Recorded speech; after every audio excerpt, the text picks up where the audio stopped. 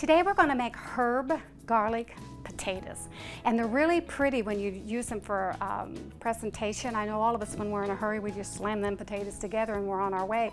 But today I'm going to show you how you can make some really pretty potatoes for your family or your friends. The first thing we're going to do is, and I'm going to move this out of the way, is we're going to take the potatoes, have them, wash them real good and dry them, but don't go all the way through, just a little bit through. So I'm going to sit here and do this. And while I'm doing this, I'm just going to chatter with you just a little bit about some things that are going on in my life.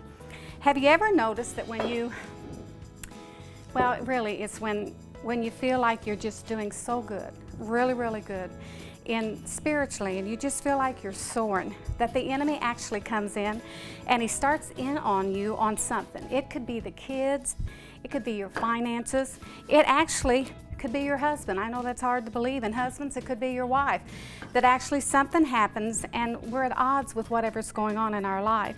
And then our fleshly man just crops up, and as he's cropping up, we get in that flesh and then we act out.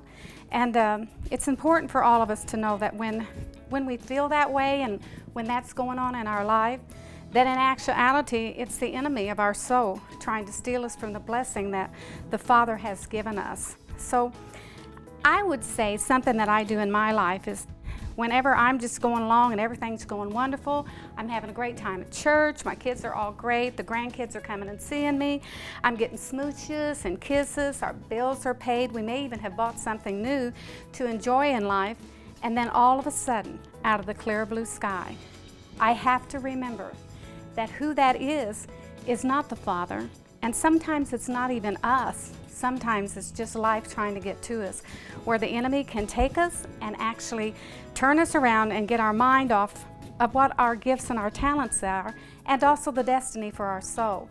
So what I've done here, as you can see, is I've actually cut them up, and I'll expand them a little bit, just a little bit. They're expanded just a tad. And I filled this up just pretty good. You can see right here what I've done here. Can you got a shot of that? Okay.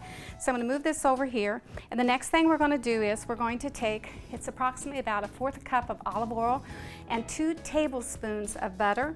And I'm just going to pour that right over here. Just literally pour it right over the top of it. And the next thing I'm going to do is I'm going to take and cut a lemon. And the thing I'm going to do is I'm just going to leave it whole, but I'm going to put a whole lemon and just put it here and there on there. Give it a good tart taste. Whoops, this one's leaking real good. It's juicy is what it is. So we've got that. And now I'm going to take and put some sprigs of thyme in here. So I'm just going to lay them here and there in here. Give it some color. We all love color, don't we? So we're going to do that.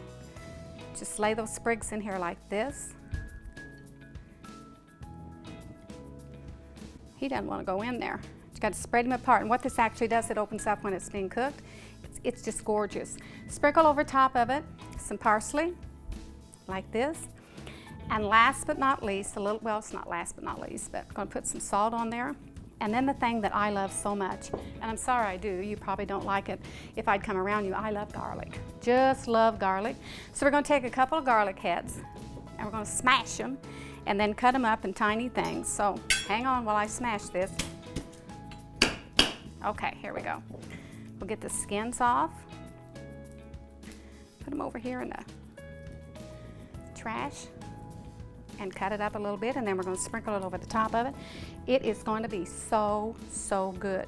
You will bake this for probably, compared to what your oven is, if you have a confectionery oven, it'll take, as you well know, a lot less. But I would say on a regular oven, you need to put this in here for about 50 minutes, meaning that about 40 minutes is what it'll do it if you're a confectionery oven, and it should be on 350 degrees, 325 if it's a confectionery oven. So I got those chopped up. I'm going to sprinkle them on top of here. Oops. Around and around. I myself personally, when I made this, I actually do not I do not cover it. I just leave it there on like I said, 325 or 350 where you're at. And it just comes out perfectly. Don't overcook it, because as you well know, items continue to cook in a pan after they're made, especially if you're going to hold them for a little bit. And if you get them done early, something that you might want to do if you've got company coming over maybe, and you want to keep them just a tad warm, turn your oven down to 170 degrees where it's just fairly on warm, and you might want to halfway cover them. Just put an aluminum foil on top of them, but don't crimp it down, and it's good to go. But this is what it looks like prior to, and here we have the finished product right here. This is what it looks like afterwards. So you can see it just nestled down in there. And to give it just a tad more, I'm going to go ahead and sprinkle it like this. You could put, if you wanted to, some parsley in there as first to decorate it up. Whoops. Just give it a little decoration here, and it looks so grand to set on the table and to be able for your family and your friends to enjoy it. So what I have to say to you today is that the Lord be with you and to keep you until I see you next time. And always remember that as you walk this journey, always speak life to people. See you next time. Bye.